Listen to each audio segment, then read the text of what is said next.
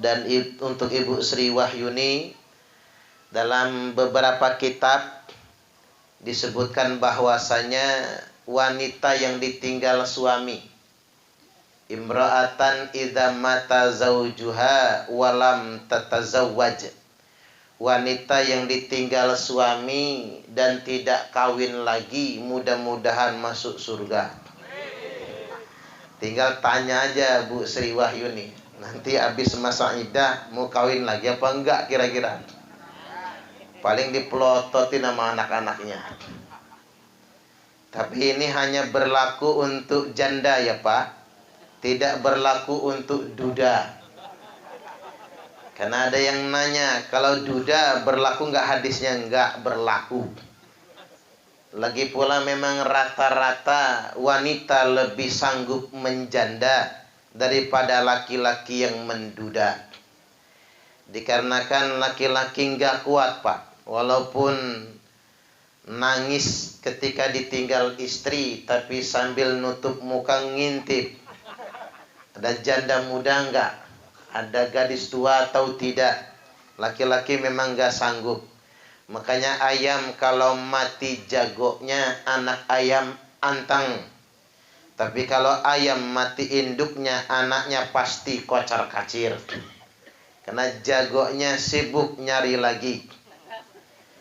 Saya ditanya mengapa perempuan cenderung tidak kawin lagi ketika dia menjanda.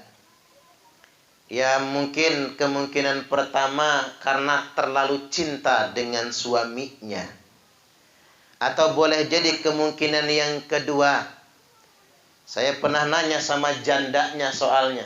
Kata saya, Bu, jenengan masih muda, gres, masih cantik, duit juga banyak, ngapa nggak kawin lagi? Nggak kawin lagi, kata dia. Emang cinta sama suaminya? Bukan cinta Pak Ustadz, tapi takut dapat yang kayak gitu lagi. Berarti trauma ya Pak ya. Jadi mohon maaf, gara-gara jenengan banyak ibu-ibu trauma menikah lagi. Khawatir dapat yang model kayak gitu. Sudah masih gagahnya bikin sakit hati, sakitnya ngerepotin. Kan ada si bapak-bapak itu mudanya ganjen kelewat, menyakiti hati istrinya. Begitu tuean dikit, stroke bengek, asam urat rematik, prostat bocor kelep. Gitu ngerepotin. Istri telat ngambil anduk, marah. Istri telat bikin teh, marah. Istri sambil ngaduk teh ngebatin. Kapan matinya orang satu ini? Ngerepotin orang. Makanya jenengan Pak sing pun tuwek-tuwek, buat mbah kakung jangan cerewet sama istri. Berdoa sih tidak, ngebatinnya itu. Kapan matinya karena ngerepotin. Mudah-mudahan bapak-bapak sehat semua dan panjang umur semuanya. Allahumma amin, amin ya rabbal alamin. Jadi buat Ibu Sri Wahyuni, mudah-mudahan diberikan kekuatan dan kesabaran, dan kemudian kesabaran ini Allah ganti dengan berkah dan pahala. Allahumma amin. Baik, pada kesempatan kali ini saya akan menyampaikan beberapa risalah penting tentang amaliyah ahlu sunnah wal jamaah. Terutama kalau bapak-bapak bermedia sosial. Sekarang acap kali ada yang mengklaim ahli kubur disiksa gara-gara tahlilan. Jadi banyak yang pengen berhenti tahlilan gara-gara membaca itu. Makanya jangan sampai aliran-aliran kayak gitu masuk ke Pancasila ini. Karena kalau di Bandar Lampung sudah banyak Pak aliran yang kayak gitu. Pakai baju aja aneh, celananya cingkrang. Sholat pakai celana cingkrang, baju kaos oblong, persis kayak mau nyangkul di sawah. Enggak masuk itu perasaan saya. Saya cuma ngebatin aja, emang Nabi kayak gitu dulu bajunya. Coba jenengin bayangan yang mengklaim pakaian sunnah, celananya cingkrang, Jenengan bayangkan, emang Nabi kayak gitu dulunya? Ya nggak mungkin kan Nabi kayak gitu. Dari segi bayangan saja udah nggak masuk akal itu. Nggak, masa Nabi dandannya kayak gitu, stylenya kayak gitu. Salah yang demikian. Yang cingkrang itu izar, sarung. Yang cingkrang itu komis, bukan celana. Kalau sirwal cingkrang, kata Nabi, itu pakaian Yahudi. Ini hadis sahih loh. Pakai celana cingkrang itu pakaian Yahudi, kata Nabi. Makanya yang Islami, yang NU inilah yang sarung-sarungan, Pak. Izar atau komis. Atau tidak mempersoalkan itu, jenengan mau cingkrang monggo kerso, enggak cingkrang juga enggak apa-apa, yang penting jangan sombong. Karena yang dilarang di hadis itu bukan cingkrangnya, bukan isbalnya, tapi yang dilarang di situ adalah sombongnya. Jadi balik lagi, begitu saya baca ke bawah, Pak, keterangannya, ahli kubur disiksa gara-gara tahlilan. Ternyata hadisnya cuman begini, innal mayyita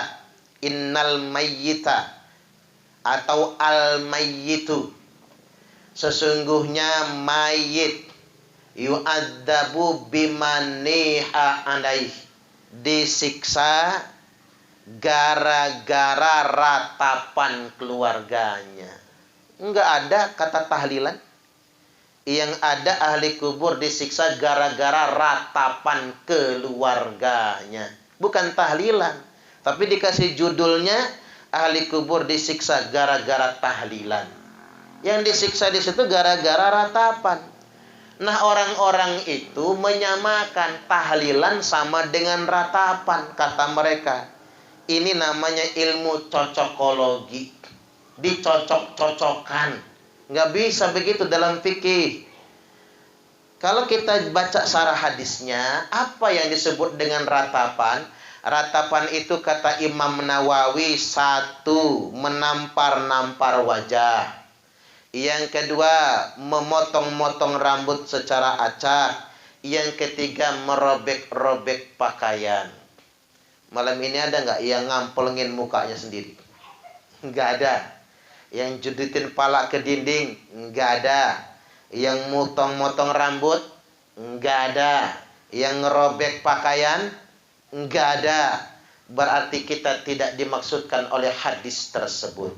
Jadi sekali lagi, hati-hati dengan manipulasi. Banyak orang sekarang ini memanipulasi informasi, sehingga orang awam dapat mudah percaya.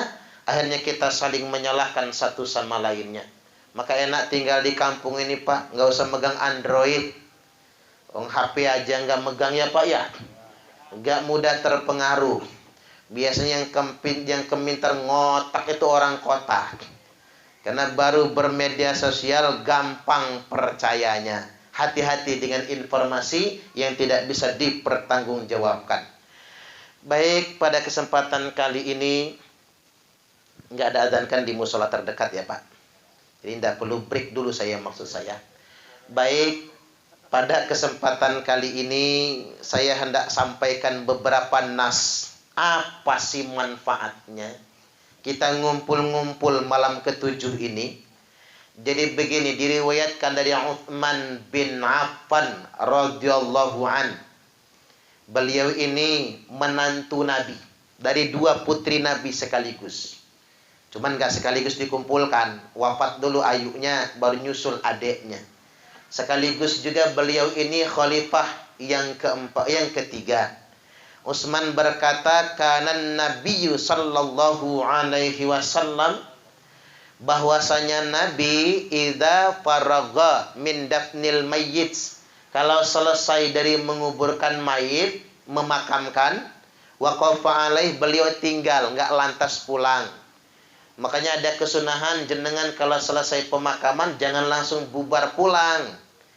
Makanya ada talqin kan? Ada talqin, ada wasiat, dan ada doa di sana. Itu mengamalkan sunnah, nggak putar balik. Dan ada tuh sebagian orang kalau habis nguburin langsung putar balik, bubar pulang. Sunnahnya waqafa alaih, Nabi tinggal dulu. Di antara tinggal itu berdoa, dan Nabi juga berpesan. Apa kata Nabi? Istaghfiru li akhikum. mintakan ampun untuk saudara kalian yang baru saja selesai dikubur ini. Wasalu lahu tatbit, dan doakan juga untuknya agar dia mantap, punya kemantapan.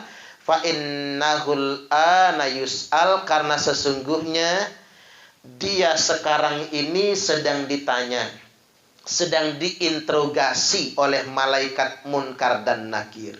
Karena begitu kita tinggalkan kubur, 7 langkah saja sudah diinterogasi oleh malaikat munkar dan nakir. Makanya Romo Kiai Haji Profesor Dr. Kiai Haji Said Akil Sirot pernah berasumsi, hanya asumsi ya, pernah beropini malaikat enggak sempat nanyain Gus Dur. Karena makom Gus Dur enggak ditinggal, siang malam enggak ditinggal, dibacakan Al-Quran. Bahkan sampai selama 1 tahun oleh para santrinya, gantian Pak. Jadi malaikat bingung nanyanya kapan ya.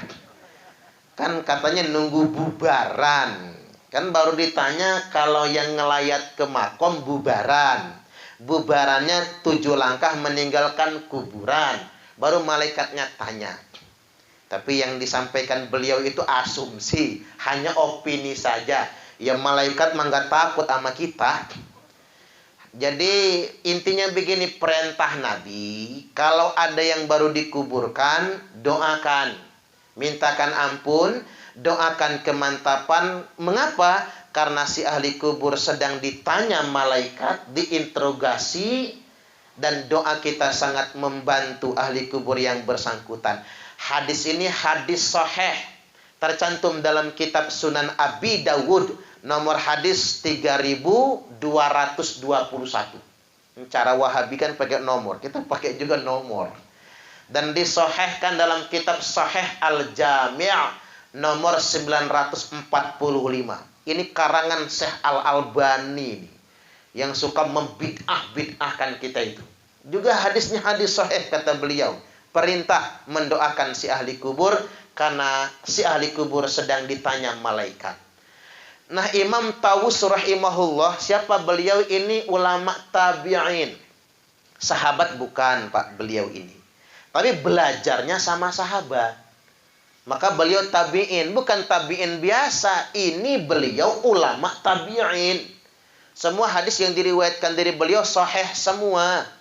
Innal mauta yuftanuna fi kuburihim sab'an. Sesungguhnya orang mati ditanyai, diuji. Kayak orang ujian itu loh Pak. Kayak orang ulangan.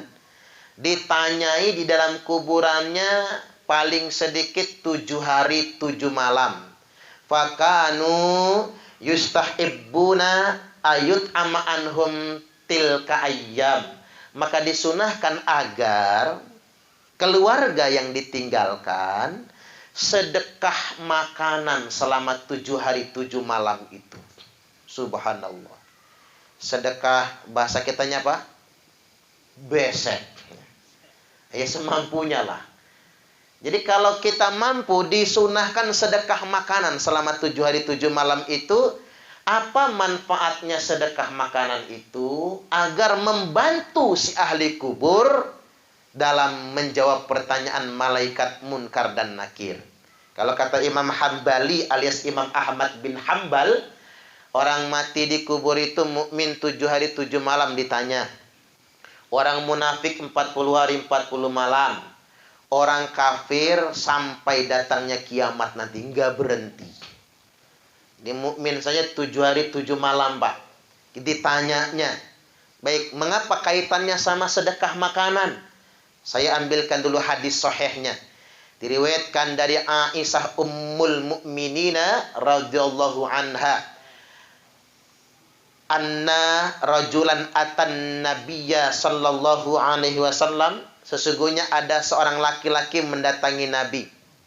Waqala, dia berkata, inna ummi qad uftulitat nafsaha walam tus. Ya Rasul, kata kalau bahasa kitanya, mamaku mati. Orang Arab mati semua Pak. Kita aja yang sopan meninggal dunia. Kalau yang meninggal itu ulama wafat. Yang meninggal raja mangkat. Yang meninggal begejil modar ya Pak ya. Mampus. Meninggal kecelakaan tewas. Teganian bapak-bapak. Kita ini payah, kita sering pakai klasifikasi kasta bahasa. Orang Arab mah mati semua, matat ya mati, mata ya mati. Ibuku meninggal dunia. Walam tus kemarin waktu meninggal sebelum wafat nggak pesan apa-apa, nggak ada omongan. Wa adunnuha law takallamat tasaddaqat, tapi ya Rasul, seandainya mamaku itu masih bisa ngomong, mungkin ingin sekali dia sedekah. Dia juga ya Pak. Orang mati itu kalau masih bisa pesennya pasti sedekah. Orang mati itu kalau masih bisa WhatsApp, japri dia Pak. Minta sedekah. Andai kata itu. Masih bisa nelpon, dia nelpon minta sedekah. Ya kata Nabi, maka ya Rasul, aku punya pikiran. Apa yang fauha intasoddaqtu anha. Apakah mbokku itu dapat manfaat bila aku anaknya yang inisiatif sendiri sedekah atas nama dia? Dalam matan yang lain, apalah ajrun, emang pahalanya nyampe ya Rasul kalau aku kirim pahala sedekah atas nama ibuku? Bahasa kitanya apa? Ngirim pahala. Ada yang nanya ngirimnya pakai apa? Tiki apa JNE? Oh ngelunjak ya Pak ya. Ngirim pahala tiki apa JNE atau pakai pos? Kalau pakai pos kesuwen katanya Pak. Ya udahlah, paket JNE misalnya. Yang yes, yakin esok sampai. Nanti saya tegaskan, doa kita tuh nyampe atau tidak nanti saya akan garis bawahi.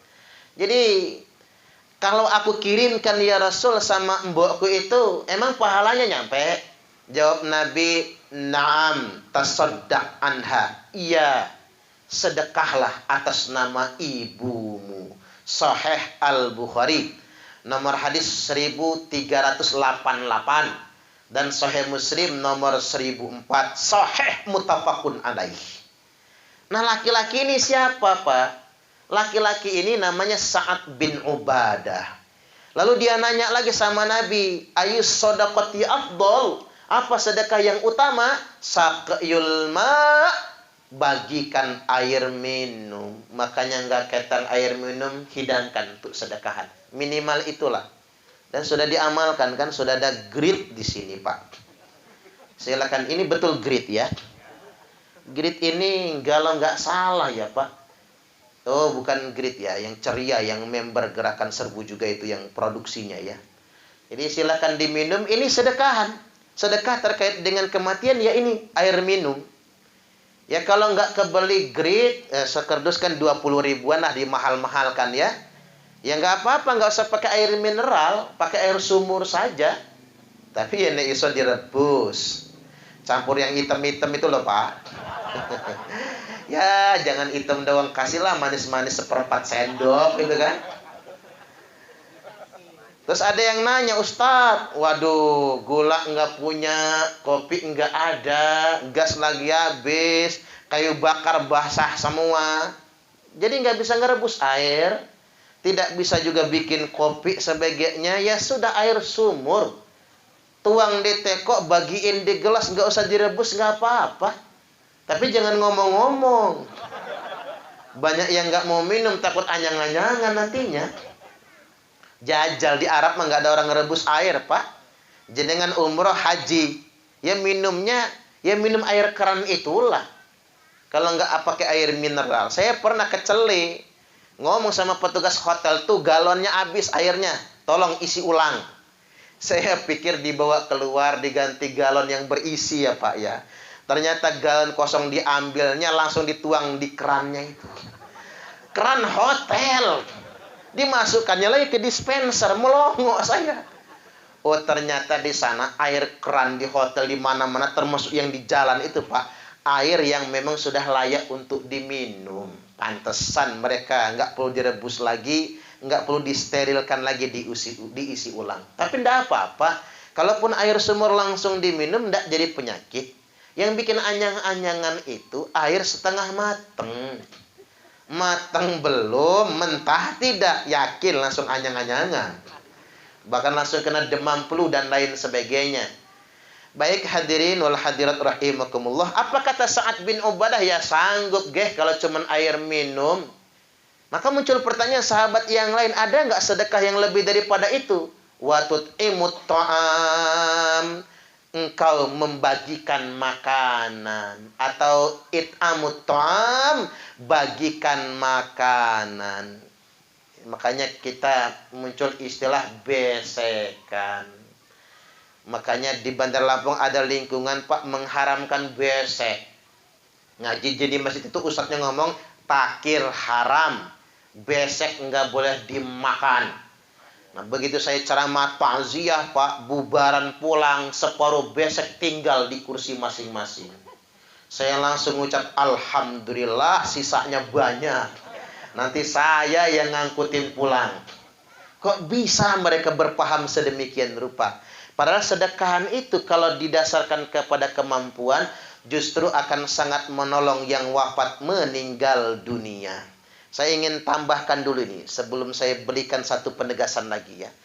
Bahwasanya begini, Nabi bersabda, ad-du'a'u was-shadaqatu hadiyah. Ad-du'a'u was-shadaqatu hadiyah. Doa dan sedekah itu adalah hadiah. Untuk siapa? Ilal mauta, untuk orang mati. Jadi hadiah untuk orang mati itu doa dan sedekahan. Bukan papan bunga ya Pak. Belaga bener orang sekarang ini, ikut-ikutan orang lain. Begitu ada yang meninggal, bunga papan sederet. Padahal itu mahal Pak, satu bunga papan 500.000. Kalikan saja misalnya 100 bunga papan, berarti berapa itu? 50 juta. Mubadir duitnya, mending disedekahkan saja. Termasuk begini Pak, kita kadang pakai kijing. Kijing mahal-mahal. Saya ingin sampaikan, kijing itu nggak ngaruh buat orang mati. Saya ingatkan kalau kita keluarganya dimakamkan di TPU, tempat pemakaman umum, berarti tanah wakaf ya. Ingat jangan sembarang ngijing. Harus minta izin. Dosa kalau kita sembarang ngijing. Bukan tanah kita. Ada kebijakan ngijingnya paling tinggi bagaimana? Nggak boleh tinggi-tinggi karena bukan tanah kita. Makanya jenengan kalau pengen dikijing bagus, kijingnya tinggi, silahkan kalau mati dimakamkan di tanahnya sendiri. Ya di pekarangan atau di belakang gitu loh Pak. Jangan di TPO, itu fikihnya sedemikian rupa. Jadi kijing itu sebetulnya buat orang hidup gunanya gitu. Termasuk tadi bunga papan kan? Itu membuat orang hidup gitu, turut berduka cita. Ya buat mata pandangan orang hidup. Kadang-kadang kita ini salah kan? Di grup WhatsApp, di Facebook, innalillahi wa inna ilaihi raji'un. Bapakku mati, mohon doanya Allahumma gfir lahu. Malaikat apa-apaan kata malaikat. Doa yang benar tuh yang kayak gini kita malam ini. Jadi yang bermanfaat buat orang mati itu doa dan sedekah. Nah hadis ini kemudian dikomentari oleh Umar bin Khattab radhiyallahu an. Apa kata Umar? As-shadaqatu ba'da dafni. Sedekah yang dikeluarkan habis pemakaman akan kekal pahalanya sampai 3 hari. Sedekah pada hari ketiga akan kekal pahalanya sampai 7 hari. Sedekah pada hari ke-7 akan kekal pahalanya sampai hari ke-25. Selawe. Jadi kalau bisa di Pancasila ini kita bikin selawean lah. Hitung-hitung nambah proyek. Setuju nggak kira-kira? Ya aslinya selawe Pak. Kita keloncatnya kejauhan. Makanya sampai ngimpi kan. Kok mimpi ketemu bapak gitu. Sebetulnya ahli kubur mau ngomong kasuwen katanya. Tak tunggu nih kok kasuwen gitu ya. Ketemuan ziarah kubur bukannya moco yasin gitu. Ketiban ziarah kubur cuman babat rumput. Si mantu ziarah ke kubur mertua, babat rumput pulang, mertua dari dalam kubur manggil, mantu edan, saya nggak butuh aritmu, yang saya butuhkan doa dan sedekahmu. Selawe. Nah, sedekah pada hari ke-25 kekal pahalanya untuk ahli kubur sampai 40 hari. Makanya istilah kita sajen itu, Pak. Sajen itu ya begitu, bukan buat Nyai Roro Kidul ya. Bukan buat setan pohon beringin. Sajen itu adalah sedekahan yang kita bagikan baik dalam bentuk minum ataupun makanan yang kita hadiahkan buat yang wafat meninggal dunia. Jadi dari selawek ke 40, sedekah pada hari ke-40 akan kekal pahalanya sampai 100 hari, hari ke-100. Sedekah pada hari ke-100 akan kekal pahalanya sampai 1 tahun. Haul ya, mendak pisan ya Pak ya. Pisan itu pertama kan. Jadi mendak pisan pas 1 tahun kekal pahalanya. Sedekah pada 1 tahun akan kekal pahalanya sampai 1000 hari. Alias 3 tahun. Makanya kita ada istilah 1000 hari. Selanjutnya terserah kita, selonggarnya kita untuk berdoa dan bersedekah buat keluarga kita yang sudah wafat meninggal dunia. Hitung-hitungan ini dari mana? Dari Umar bin Khattab radhiyallahu an. Yang mencatatkan siapa? Bukan orang sembarangan. Yang mencatatkan ini Al-Imam Jalaluddin As-Suyuti dalam kitab Al-Hawilil Fatawi di juz yang kedua halaman 198. Ini ulama terkenal itu. Kitabnya sering kita baca. Yang sangat populer di pondokan Tafsir Jalilain. Salah satu pengarangnya adalah Al-Imam Jalaluddin As-Suyuti. Jadi bukan ulama sembarangan. Beliau itu pakar hadis.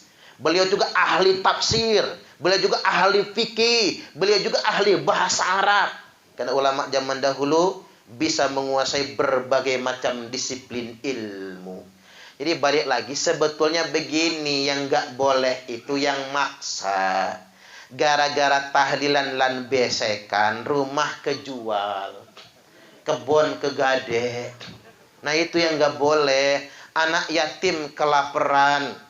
Nah sebagai antisipasi kan jelas kita sekarang. Apa antisipasinya? Ada rukun kematian. Makanya jenengan kalau ditarik rukun kematian nyetor ge. Ini sudah ditarik rukun kematian, yang keliling udah capek malah protes. Saya ini nyetor terus tapi nggak pernah dapat giliran.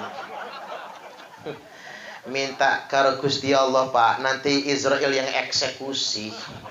Gampang urusan mah.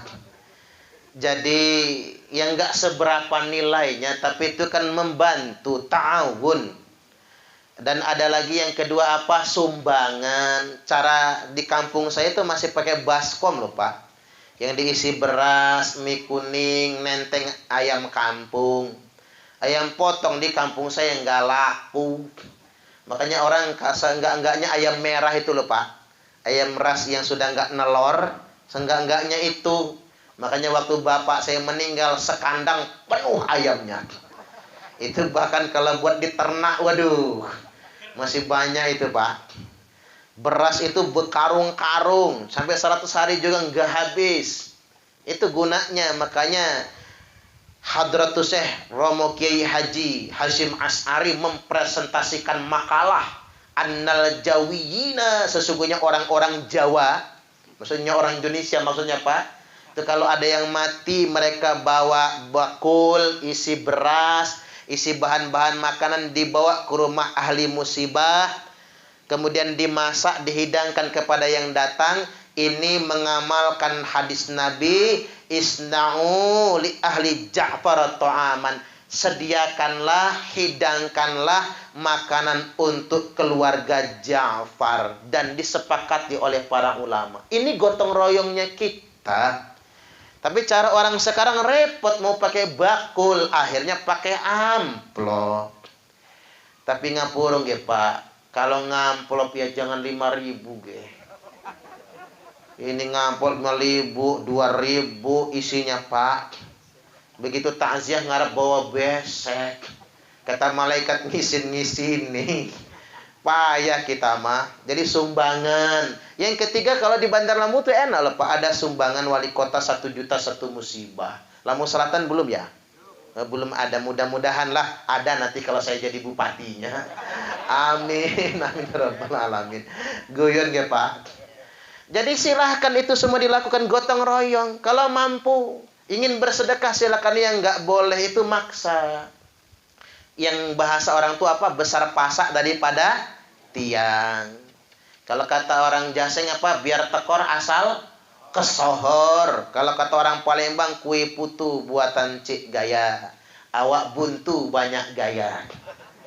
Tapi kalau orang kaya enggak jadi masalah. Itu dia ingin sedekah. Tadi malam Pak yang meninggal orang kaya, sedekahnya luar biasa. Namanya pejabat ya. Saya pernah ceramah itu yang meninggal mantan bupati. Semua yang takziah Pak dikasih majmuk sarif terjemah yang tebel itu. Itu kan mahal tuh cetakannya. Bungkusnya aja tebel, dikasih kantong juga. Dikasih juga bapak-bapaknya sarung sama sajadah. Ibu-ibunya telekung sama kerudung. Yang datang dikasih besek double. Biasanya yang double yang mimpin tahlil aja. Ini semuanya double, yang mimpin tahlil triple, 3 Pak. Allahu Akbar, luar biasa. Begitu ngantri pulang di pintu gerbang itu, semua yang takziah sama keluarganya dibagi amplop. Saya langsung ngebatin, Masya Allah, yang takziah saja disangoni, apalagi saya yang ceramah itu. Allahu Akbar. Ya wajar dong dia lakukan itu. Ini kan yang meninggal mantan bupati. Dan belum pernah ditangkap KPK. Ya sugih lah, masih banyak duitnya. Subhanallah. Jadi balik lagi bahwasanya silakan kalau mampu. Walaupun sedekah itu kan tidak mesti selalu berbentuk makanan. Para ulama mengajarkan kita ada sedekah yang tidak mengeluarkan harta banyak. Sekedar kita berzikir, bertahlil, bertakbir, bertahmid, dan membacakan Al-Quran. Jadi kita membaca Al-Quran ini sedekahan buat orang yang wafat meninggal dunia. Pahalanya kita sedekahkan. 4 madzhab berfatwa. Imam Hanafi, Imam Asy-Syafi'i, Imam Hambali alias Ahmad bin Hambal 3 ya. Berfatwa baca Quran untuk orang mati itu yantafi'u bih. Manfaat, nyampe pahalanya. Cuman satu madzhab mengatakan Imam Malik la tasilu ilaih, nggak nyampe pahalanya kalau baca Quran itu buat orang mati.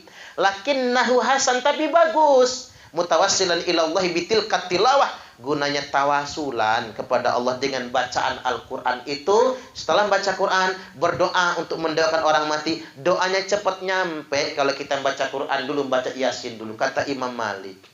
Jadi saya yakinkan Pak, tidak ada satupun ulama ahlu sunnah wal jamaah, ulama salaful ummah, salafus salih yang mengatakan bid'ah, apalagi haram membaca Quran buat orang mati. Tidak ada. Itu perkataan orang zaman sekarang yang pengen ngerecokin kita semua. Nah kalau Quran 30 juz nggak sanggup, silahkan pilih surat yang lain. Kan anjuran Imam Syafi'i begitu. Wa yustahabbu ayyuqra'a indahu say'um minal Qur'an wa in khatamul Qur'ana kullahu kana hasana. Sing api kata Imam Syafi'i, hataman Quran di samping kuburan itu yang paling bagus. Baca Quran di kubur itu kan hukumnya sunnah. Saya yakinkan sama bapak-bapak, tidak ada satupun dalil yang melarang baca Quran di kubur. Nah, keadaan kita orang NU ini Pak. Jadi haram-haramkan orang. Apa kata mereka? Kuburiyun. Dia mencela kita apa? Penyembah kuburan. Ini memang menyakitkan mereka itu. Sedikit tapi menyebalkan ya Pak. Makanya kelompok-kelompok begitu tuh jangan banyak lah. Saya lihat-lihat intip-intip di Pancasila ini sudah ada loh Pak. Yang kayak gitu-gitu itu. Jangan sampai banyak Pak, recok kita ini. Jadi Afghanistan perang nanti kita. Jadi Suriah sama Irak. Bagusnya kayak kita inilah sebetulnya. Walaupun ya kalau mereka nggak senang ya yang penting jangan nyalahin kita, Amal kita ya buat kita, lana a'maluna walakum a'malukum, buat kami amal kami, buat jenengan amal jenengan. Yang penting jangan nyalahin kami. Yang mau baca Quran buat orang mati monggo kerso, memang jelas dalil dan fatwanya. Yang nggak mau baca Quran buat orang mati ya nggak apa-apa, memang nggak wajib ini. Yang penting kita nggak saling recok. Kayak kita hidup bertetangga lah. Ya usir rumah tangga kita, jangan ngopeni rumah tangga orang. Ngapa hidup ini cuma ngopeni rumah tangga orang? Makanya ada pepatahnya, laki-laki yang rajin mencium istrinya relatif lebih panjang umur dibandingkan dengan laki-laki yang mencium istri tetangganya. Setuju gak kira-kira? Ya iya dong. Hidup beragama juga begitu. Jangan ngerecokin kita yang mengamalkan. Nggak ada dalilnya yang melarang baca Quran di kubur itu. Sedangkan sahabat Nabi ngadu, ya Rasulullah, aku baca Quran di kubur. Kira-kira apa penebus dosaku karena aku sudah membaca Quran di kubur? Kata Nabi, balik maning. Pulang kamu ke kuburan tadi, baca Quranmu selesaikan. Karena bacaanmu mendatangkan ketenangan dan keselamatan bagi semua ahli kubur yang ada di sana. Hadis ini tercantum dalam kitab Sunan At-Tirmidzi di juz yang kelima halaman 289. Tidak usah khawatir. Orang yang melarang baca Quran di kubur nggak punya dalil walaupun satu. Apalagi banyak. Nah kita jelas dalilnya, jelas fatwanya. Orang NU itu harus pede beramal. Karena kiai-kiai kita tuh tidak mungkin Pak nyesatin kita. Tidak mungkin. Itu beliau Hadratus Syekh Kiai Haji Hasyim As'ari. Beliau itu hafal 6 kitab induk hadis. Makanya gelarnya Hadratus Syekh. 6 kitab induk loh. 1. Sahih Bukhari. 2. Sahih Muslim. 3. Sunan At-Tirmidzi. 4. Sunan An-Nasai. 5. Sunan Ibnu Majah. 6. Sunan Abi Dawud. 6 kitab induk. Kalau kita mah hafalnya Sunan Kalijogo, Sunan Ampel, Sunan Bonang ya Pak. Hafalnya cuman gitu doang. Sunan itu, sunan bahasa kita itu beda ya Pak. Itu kumpulan sunnah, kumpulan hadis sunan itu ya. Jadi hafal semuanya. Sampai detik ini belum ada satupun orang Indonesia yang menandingi kehafalan Hadratus Syekh Romo Kiai Haji Hasyim As'ari. Enggak ada. Jadi nggak usah keminter tuh. Orang-orang zaman sekarang main bid'ah saja. Nggak bisa yang kayak gitu. Nah kita hafal, kita hataman Quran. Bagusnya dikubur. Makanya kalau bisa Pak jenengan punya anak yang santri, biar bisa hataman dikubur.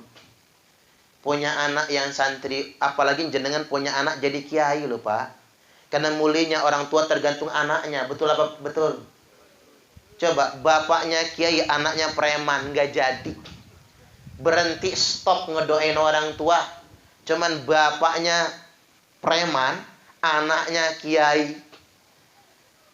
Begitu setiap tahun ngehol, masyarakat kira bapaknya tuh kiai itu Pak. Para preman itu. Gara-gara anaknya jadi kiai, ngehol tiap tahun. Karena anaknya malu kalau cuman nyebut bapaknya saja, dia ngeholnya disanding dengan nama para ulama. Itu kalau jenengan punya anak kiai. Dia bisa hataman Quran dikubur. Dibawa santrinya menghatamkan Quran. Cuman kalau anak kita rusak, nggak bisa. Sedemikian rupa. Ujung-ujungnya bayar orang. Masih jadilah. Kalau anaknya sadar. Kalau anaknya sayang sama duit, ya nggak jadi juga ngebayar orangnya. Namun, kalaupun 30 juz Al-Quran dibaca kepanjangan, maka boleh kita membaca Yasin jadilah. Saya sering ditanya, Ustadz, ngapa sih mesti Yasin yang dibaca buat orang mati? Jawabnya begini Pak. Baca Yasin buat orang mati itu bukan perintah kiai, bukan perintah ustadz, bukan perintah guru ngaji. Tapi baca Yasin buat orang mati itu perintah Nabiullah Muhammad sallallahu alaihi wasallam. Iqra'u Yasin ala mautakum. Bacakan Yasin atas yang mati di antara kalian semua. Ibnu Majah nomor hadis 1448. Sunan Abi Daud nomor hadis 3221.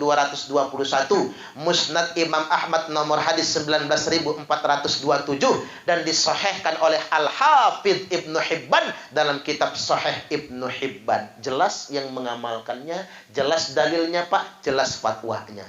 Nah, kalau Yasin yang 83 ayat juga kepanjangan, baca Al-Fatihah jadilah. Mengapa Al-Fatihah jadilah? Al-Fatihatu lima quri'at lahu.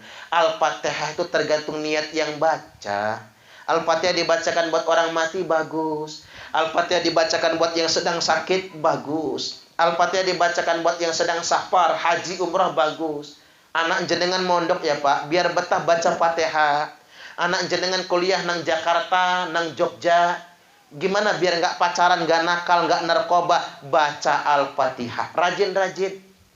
Percuma ditelepon, wong anaknya lebih pintar ngeles, lebih pintar ngarang cerita.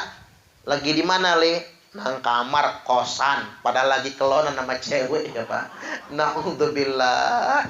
Coba anak video call ya, bisa dia nyumput sebentar, pindah tempat video call. Nggak bisa pakai telepon ngontrol anak. Baca Al-Fatihah. Sering-sering, sesering mungkin bahkan. Al-Fatihah dibacakan buat ngelancarin usaha, bagus. Al-Fatihah dibacakan buat laki-laki hidung belang mata keranjang, bagus. Makanya ibu-ibu sering tak ajarin kan, Bu, kata saya kalau punya laki hidung belang, rajin-rajin bacakan Fatihah. Kalau dia dibacakan Fatihah, hilang belang di hidungnya, nggak kan ranjangan lagi matanya. Termasuk Al-Fatihah Pak, dibacakan buat istri yang cangkemnya cerewet kelewat, bagus. Makanya jenengan yang bernasib kurang baik ya Pak, jihad lah Pak. Kalau punya istri cerewet, itu jihad, sabar, nggak usah dibuang, itu pahalanya gede banget ya. Yang punya istri cerewet, ya gimana caranya? Kalau lagi ngomel di dapur, dia deketin jidatnya itu Al-Fatihah, langsung mingkem mulutnya. Kalau nggak mulutnya yang mingkem, kita digebuk pakai sapu sama dia. Nah kalau Al-Fatihah juga masih kepanjangan, mampus saja sekalian. Emang gak niat ngedoain tuh namanya. Begini, bibi saya ya Pak, jadi adik kandung ibu saya. Jadi Ibung Cek, kan ibu saya kan orang Ogan ya, Batu Raja, Sumatera Selatan. Ibung Cek saya itu seketika mau meninggalkan stroke, sudah habis semua, nggak bisa ngomong, ngunci semua. Tapi begitu masuk ke masa Indal Muhtador, masuk masa sakaratul maut, bisa bicara, minta kirim Fatihah. Sudah nggak lama lagi mau mati, minta kirim Fatihah. Disebutkan yang mau dikirim-kirim Fatihahnya. Kata dia, masih ada ipahku. Ipar saya maksudnya. Setelah dikirim Fatihah, senyum dia. Senang gale diuhang. Senang semua mereka. Lah banyak kondangan, sudah banyak oleh-olehnya. Nggak lama wafat, meninggal dunia. Hari itu saya yakin bihaqil yakin. Detik ini kita baca Fatihah, detik ini juga langsung sampai kepada yang wafat meninggal dunia. Kalau jenengan masih nggak yakin ya jajal mati dulu Pak. Kita kirim Fatihah, tolong konfirmasi ya. Nyampe apa enggak itu? Tolong dikonfirmasi. Ya tadi kalau kirim JNE, yes, yakin esok sampai, paling cepet tuh. Ya, kalau mau hitung-hitungan pakai Gojek, kita pesan GoFood gitu ya. Masih agak lama juga, nunggu jam-jaman, menit-menitan. Tetapi kalau kita baca Fatihah saja, detik ini kita baca, detik itu juga langsung sampai kepada yang wafat meninggal dunia. Maka mulai hari ini jangan pernah malas mendoakan orang tua kita. Baik, satu segmen lagi yang hendak saya sampaikan. Di balik wafatnya Bapak Slamet Riyadi bin Warsito ini, ada peringatan bagi kita yang masih hidup bahwasanya kita semua pasti akan mati juga. Betul nggak kira-kira? Karena begini Pak, ajal itu pasti. Manusia yang tertipu adalah manusia yang ingin hidup lama di dunia ini. Dia tertipu. Yalah kalau umat zaman dahulu kala bisa ribuan tahun. Nabi Nuh hampir 1000 tahun. Ya mereka bisa. Tapi kalau umat akhir zaman tidak bisa. Umatku itu kata Nabi umumnya kebanyakannya baina sittin wa sab'in, antara 60 ke 70 ya mati. Ada nggak yang sudah 60 ke atas? Waduh, nggak lama lagi Mbak. Percayalah sama saya, nggak lama lagi. Ya mau sampai kapan lamanya coba? Ya nggak enak lah Pak. Coba jenengan ngayal umurnya sampai 100 tahun. Tapi mata rabun, kuping budek kan, gigi ompong semua. Rematik, asam urat, stroke, bengek tadi itu. Prostat bocor kelet. Sudah pesing masuk kamar. Jadi anak tutup hidung, mantu udah banting-banting marah-marah, cucung sudah jijik. Kalau model kayak gitu, sudah kondisi kayak gitu, apa yang kita harap? Ya Allah, kapan saya matinya? Kita punya ambisi, hawa nafsu, ingin hidup lama, tapi jasad kita nggak sanggup. Badan kita nggak kuat. Jatah hidup kita memang nggak selama itu soalnya. Walaupun nyawa kita sampai 1000 tahun, tapi badan kita jadi lapuk. Makanya orang yang ngilmu ya Pak, yang ilmunya nggak dilepas, karena udah banyak yang saya tangani, badan itu tinggal kulit sama tulang, perutnya itu sudah lengket, udah nggak nerima rezeki kan, diinfus aja jarumnya patah, udah kayak orang kebel gitu ya, jarum patah, air infus nggak masuk, makan nggak masuk, tapi nggak mati-mati, nggak kuat badannya gitu. Begitu diruqyah, habis diruqyah nggak lama wafat, meninggal dunia. Artinya memang walaupun nafsu ingin hidup lama, tetapi kalau jasad kita nggak sanggup, kita tidak akan punya kekuatan untuk itu semua. Makanya hidup ini pilihan kita bukan meninggalkan, lari dari kematian, tapi hidup kita adalah memilih mati husnul khotimah. Innahu mayyati rabbahu mujriman fa innalahu jahannam la yamutu fiha wa la yahya. Sesungguhnya orang yang matinya dalam keadaan berbuat maksiat, sedang dalam berbuat dosa, sedang dalam kondisi su'ul khotimah, maka baginya neraka jahanam. Dia tidak mati di dalamnya dan tidak juga hidup. Sebaliknya, wa may ya'tihi mu'minan qad amila sholihat, barang siapa yang matinya dalam keadaan beriman dan dalam keadaan beramal solih, artinya husnul khotimah, ulaika lahumud darajatul ula, maka bagi mereka derajat yang tinggi. Mudah-mudahan kita matinya husnul khotimah. Kayak gini loh Pak, kemarin ya, meninggal sedang khutbah Jumat, kan ada beritanya ya, meninggal lagi khutbah Jumat. Di Bandar Lampung itu lagi ngimam sholat Jumat, Pak. Orang Langkapura, wafat, meninggal dunia. Bapaknya teman saya lagi mimpin doa, wafat, meninggal dunia. Di Malabar, Wai Halim, lagi sujud yang terakhir jamaah Masjid Al-Busra. Sujud yang terakhir sholat subuh, wafat, meninggal dunia. Kiai Bukhari Amin, mantan Rais Suriah PCNU Kabupaten Malang, sedang ceramah, lagi ceramah, wafat, meninggal dunia. Saya jadi pengen ya Pak, lagi ceramah mati. Tapi jangan sekarang ya. Enggak, istri saya masih muda soalnya Pak. Saya nggak bisa melarang dia untuk tidak menikah lagi. Karena hanya janda Nabi yang haram dirabi. Kalau janda selain janda Nabi ya bolehlah, termasuk janda Uje, Umi Pipik Dian Irawati. Dapat kabar Umi Pipik nikah lagi, ribut se-Indonesia. Ya ngapain ribut? Ternyata pas lihat yang ribut rata-rata laki-laki semua. Karena kecewa kok bukan sama saya. Jadi jangan sampai sedemikian rupa. Jadi meninggal husnul khotimah. Tapi kalau nggak bisa begitu, meninggalnya sudah kafarat. Sudah dihapus dosanya. Kafarat itu bisa dengan rajin wudhu, bisa dengan sholat yang istiqomah, bisa dengan tahajud, itu kafarat semua. Termasuk dengan sakit itu kafarat.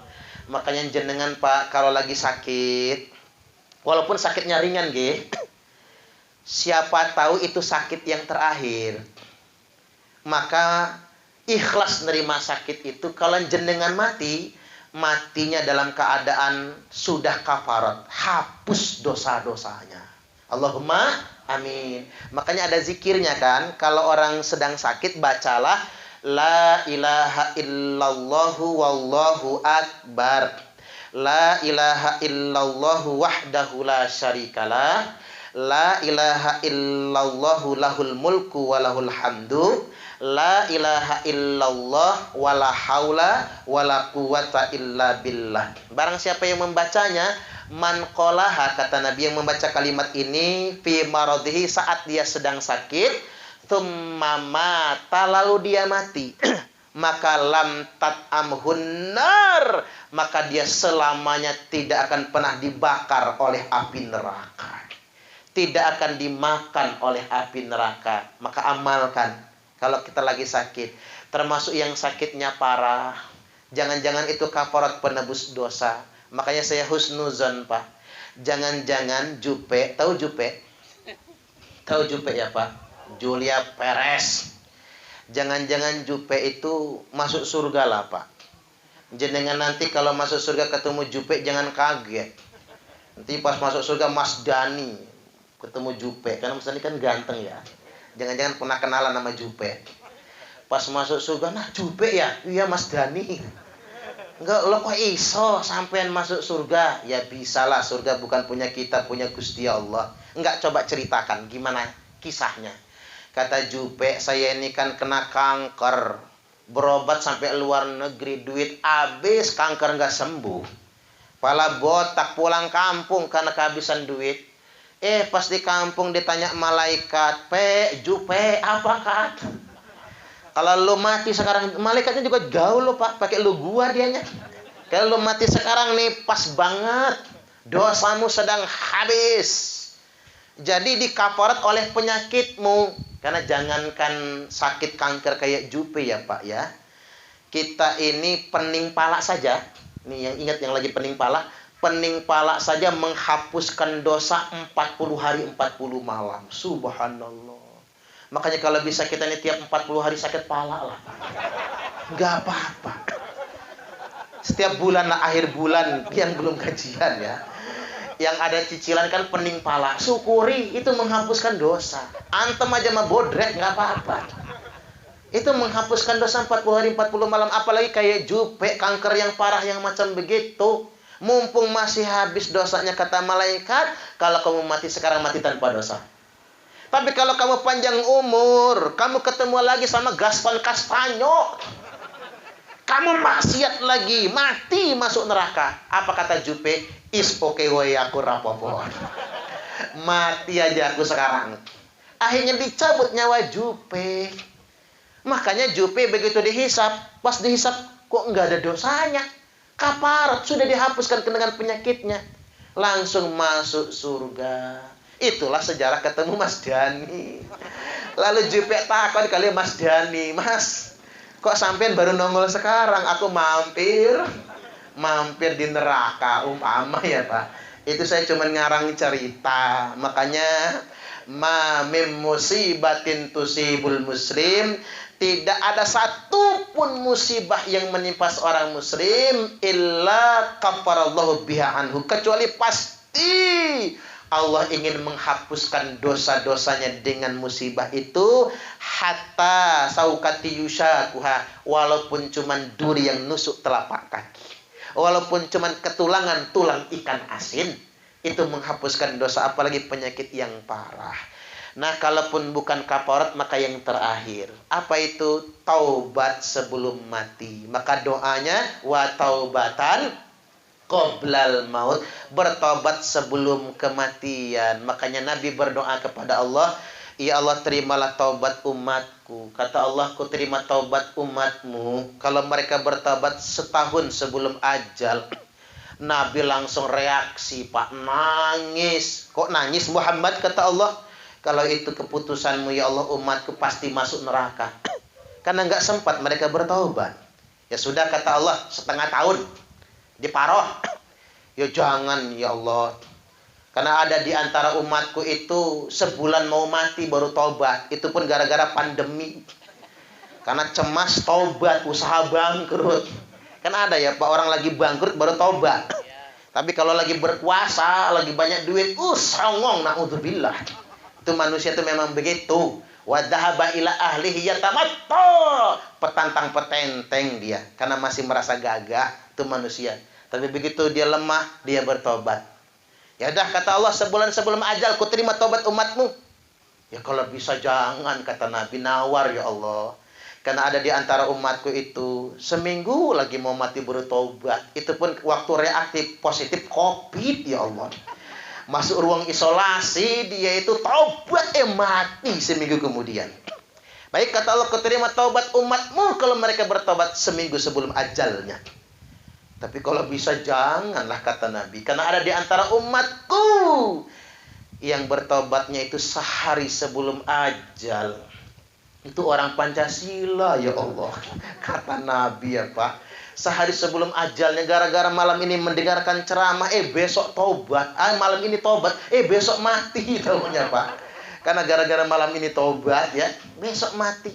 Baik kata Allah, kau terima taubat umatmu kalau mereka bertobat sehari sebelum ajal.